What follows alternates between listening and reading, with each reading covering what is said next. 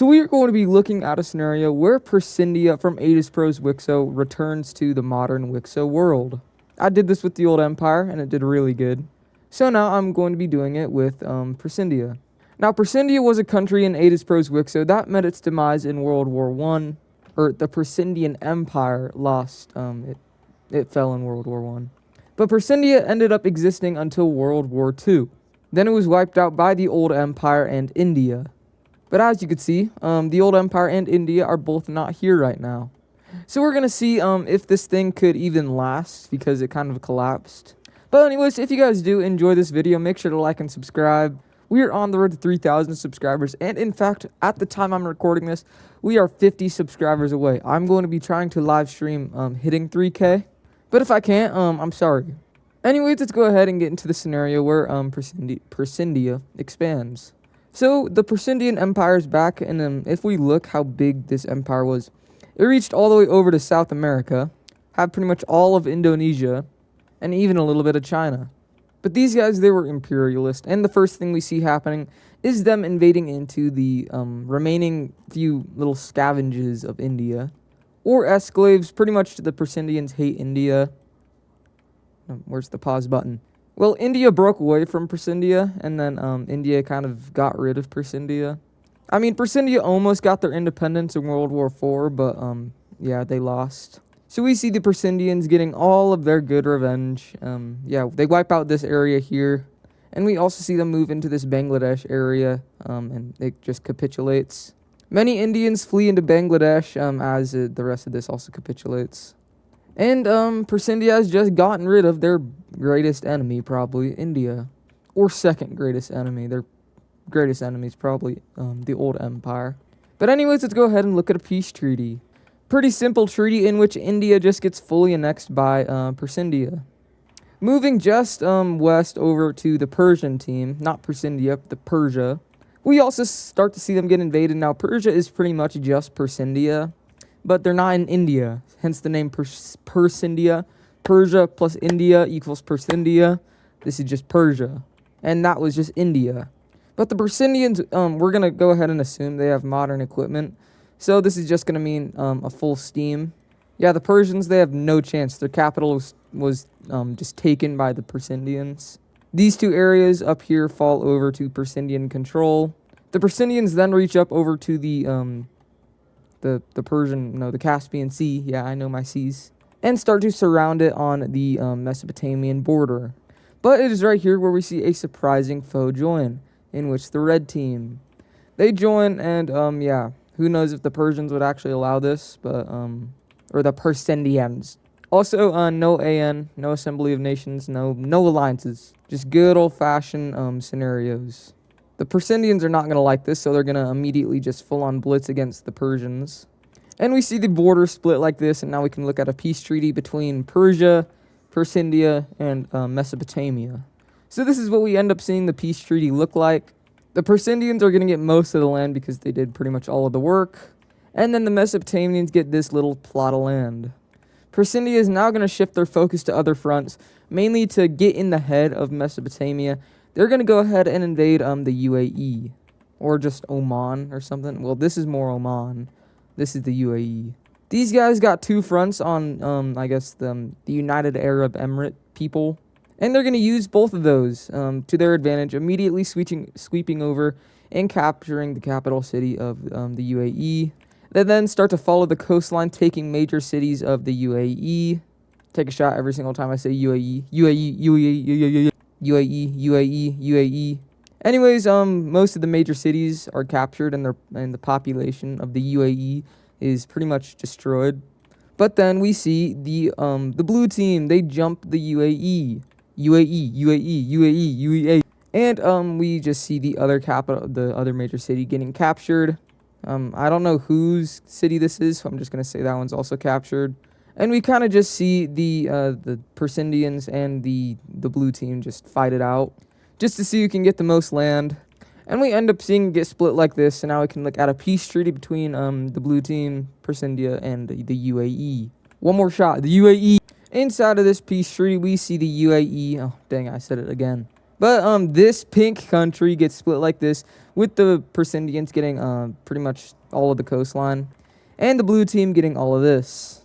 And it is right here where we see the blue team and the yellow team form a military alliance. Now I know in the Assembly of Nations, these two cannot. I don't know if they can do this. I don't think they can. But the Assembly of Nations is deactivated right now, so this doesn't count. These two make it a military alliance to stop the expansion, at least this into Mesopotamia, of the Persindians. But you know that's okay. They weren't even thinking about expanding this way anymore. Hey, let's go check on our colonies over in the New World. Well, the one in South America is pretty much dead, and the one up in North America is almost dead. Oh, there it goes.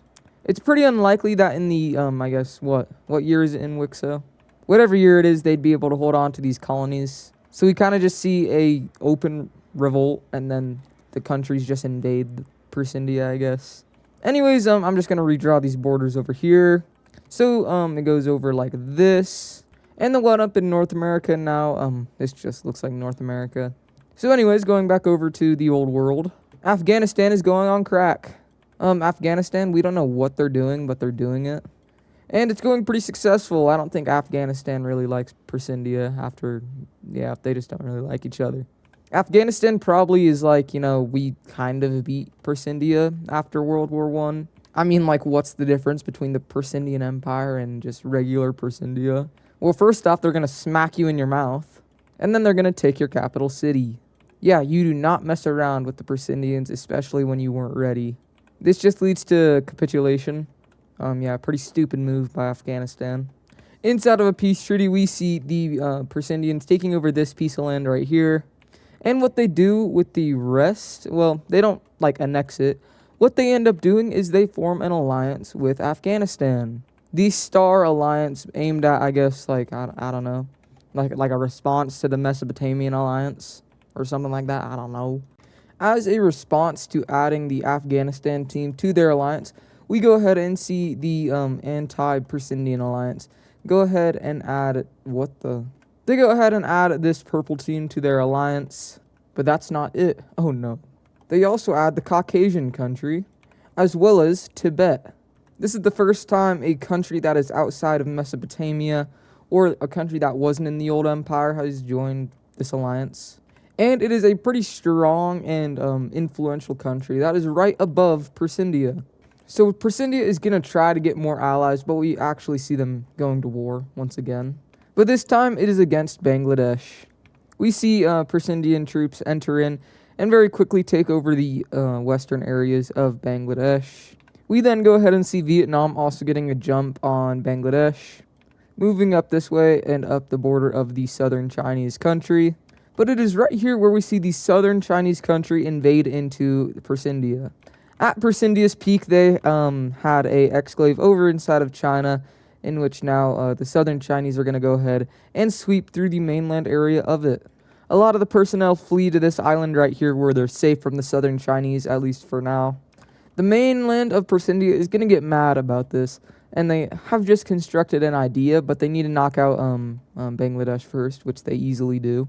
We then see Vietnam and Persindia go ahead and just invade the rest of Bangladesh. And right here, Vietnam gets a little bit more land, but we just see these guys move in. I'm at like a loss for words right now. I don't know why. But the Persindians invade into the recently invaded areas of Bangladesh, and they get a border with the southern Chinese country. And then we see an invasion take place. The Persindians are responding right back to the southern Chinese invasion. But this also does mean they're at war with Vietnam, so they're also currently fighting a front line against them, which is going very well so far. Orders will be disregarded, and some troops will be just sent into Vietnam, which Vietnam is not a strong country. South China is stronger. But we do go ahead and see the Persindians invade into both of these countries, and we even see them make a naval landing right here off the tip of this little spot here or something, I don't know. They wrap around the coastline, and this just shows how weak southern China is.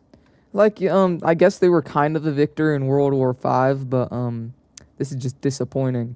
So Vietnam's going to just be like, well, we're just going to invade these guys again. We're probably not going to win up here. We might lose a little bit of land, but we'll be able to get a lot of our old land that we got after World War III back. And like predicted, the Persindians are having a little bit too much success in this area, getting pretty far down into Vietnam. So Vietnam will have to pull some troops off to go and defend against this. But overall, they're having some successes up over inside of southern China, who is collapsing at this point. And I say that because their capital city was just taken by the Persindians. They get all of their exclave back and begin to invade throughout all of southern China. They target the major cities along the border with the actual Chinese country, going up and connecting up once again. These areas capitulate over to Persindia. These three major cities are also just going to go ahead and capitulate over. And we start to see just provinces rebel away. And we even see this blue country start an invasion. They move in to capture this province right here, and they just really stop here. Just kidding, they invade into this, taking a major city here, and eventually capitulating this province right here as well. Vietnam will have a small pushback against Persindia, but we still see them moving up into southern China, capturing another major city, and eventually we kind of just see them go ahead and peace out with Persindia. I don't know what that was. So the fighting on this front line stops, and Vietnam is going to agree to give this province over to Persindia like this. And with that, we could just focus on the complete capitulation of southern China, in which we see southern China pretty much capitulate like this. And we could look at a peace treaty between all of these powers here, the blue one, this rebellion up in the north, the Persindians, and the Vietnamese. So this is what we end up seeing the peace treaty look like. Starting off with what Persindia is going to get, they're going to annex all of Bangladesh. They get these lands from Vietnam, and they also get a little piece out of southern China. Vietnam is going to get all of this land, including this island right here. This is given by Persindia more as like a thank you for helping us defeat southern China. Then we see, technically 4 new countries born out of southern China. I take it back 3. This blue country is going to annex these 2 provinces right here. And starting it off, we have a purple country released in the center of southern China. We then have a northern one where this rebellion was up in the north. And then right here we kind of have a Persindian puppet state. The old little area here that was right here. Well, the Persindians just turned it into southern China. And the original southern Chinese government fled over to Taiwan. Wonder what a reference to that is. Anyways, I need to give these guys capital cities. The purple one will go right here. This one right here, there. For Taiwan, it's going to go here. Just kidding, I'm going to put it here. And boom. Persindia is going to go ahead and add their new little puppet state to their alliance. What the heck? Like this. But also during that war, we actually saw the Persindians add a few more countries to their alliance. First off, this purple one is going to join. They were able to influence the government of this tan one right here. And finally, the pink northern Filipino country. But then inside one of the biggest coalitions in history, almost bigger than the coalition of the willing, we see the coalition of the brutalized. Southern India joins. Vietnam joins. Taiwan joins.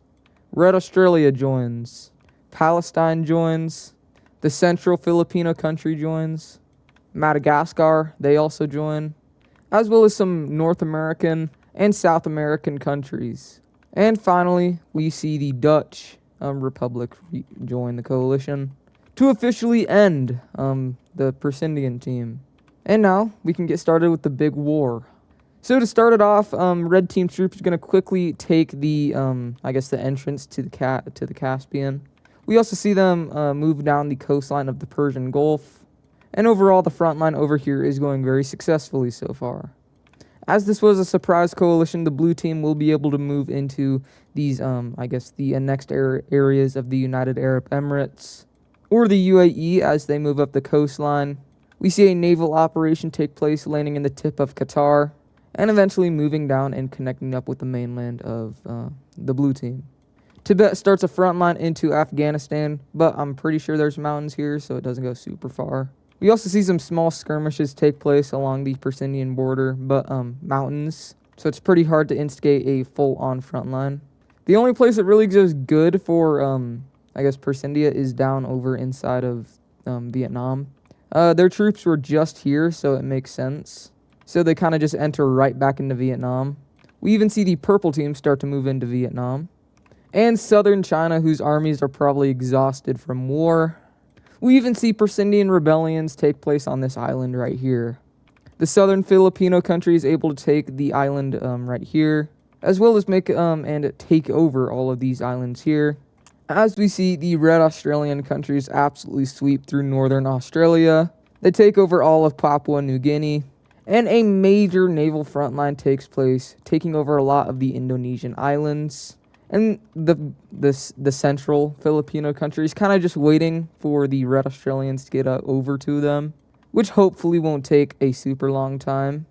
The Persindians are able to invade down into the southern Indian country as they had a lot of military down here. Maybe because of a future invasion of the purple team, but these guys are wiped out. The Central Asian country is also going to start an invasion into Tibet. Mainly because at the time, they didn't really know that this country was going to join up in an alliance with Persindia. But surprise! Up over in the north, we see the Mesopotamian country continue to move throughout Persindia. Eventually, they reach a border with the Central Asian country. And the front line up in the north is doing really well. But in the south, they have just been pushed back almost fully to their border, in which they have to call some troops up in this northern area to help defend against this, which leads to a counteroffensive. Down over in the UAE, though, the blue team is going to continue to have major successes down over here, eventually pushing the Persindians all the way up to the tip of the UAE. They kick them out of this area here, and eventually they are squeezed out of this peninsula. And now the blue team can start maybe doing a naval operation into Persia, or maybe going up and helping Mesopotamia. Hey, let's go check on Vietnam. Okay, well, there's two countries capitulated to Persia, or Persindia. But surprisingly, we see Taiwan able to capture the capital city of South China, one of the greatest feats of a really small country ever. And this just completely turns this country into ruins. Like their whole front line over here just collapses, which is going to have to lead to the Persindians using even more work to get back up to the capital city. By what they know, these guys just surrender over to Taiwan. And now they have to waste even more time into invading southern China to try and kick the Taiwanese out. But the southern Chinese have just switched their fire. The military is now fighting against the Persindians, who they were just fighting with a little bit ago. It's very weird, but they get pushed back to about here. It is still not going good for the Persindians down in Indonesia, as all of their Indonesian islands fall over to Red Australian control. And with support from Red Australia, the central Filipino country is going to push the pink Filipino country all the way up to their capital, in which they surrender. Well, it may just be a little too late for Persindia, as a lot of these Persian lands start to go back over, and they kind of just declare independence. Of course, they're going to say they're underneath the protection of Mesopotamia, in which they kind of are. Persindia is going to be like, Afghanistan, you should do something, but Afghanistan's already gone. These guys, they're going to go ahead and pull out of Tibet, and they're going to surrender to Mesopotamia. Well, frick, Tibet has just found a front line into Persindia.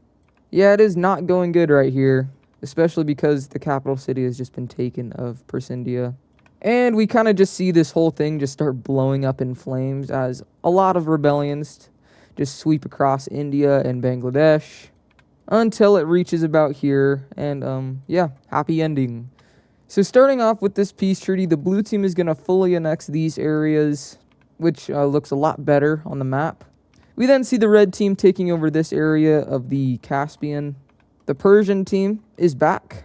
Afghanistan is, their government is going to switch, and they're allowed to get their old land back. Tibet will annex one province away from Persindia. And, well, if you look at this, India is brought back, but it's in its, World War I borders, or the peace treaty of World War I borders. The Persindians are still allowed to exist, actually. But they're confined down to their main areas, which is probably okay. We then see this blue team return. They're not in a union with India anymore, but this union is back.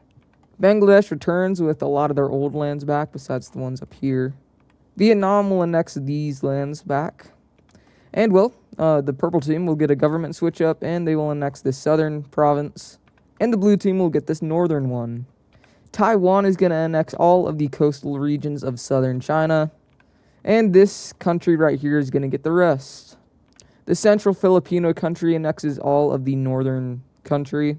And a big problem arises in which Red Australia is allowed to annex all of Indonesia, turning them into a top 5 power. Who knows if that is good, but I forgot to address this, in which, yay! But anyways, that is going to do it for this video. If you guys did enjoy it, please make sure to like and subscribe. We are on the road to 3,000 subscribers, and we are 50 subscribers away. So make sure to show your support by liking, subscribing, and leaving a comment below this video if you liked it. Anyways, I will see you guys in the next video. Goodbye.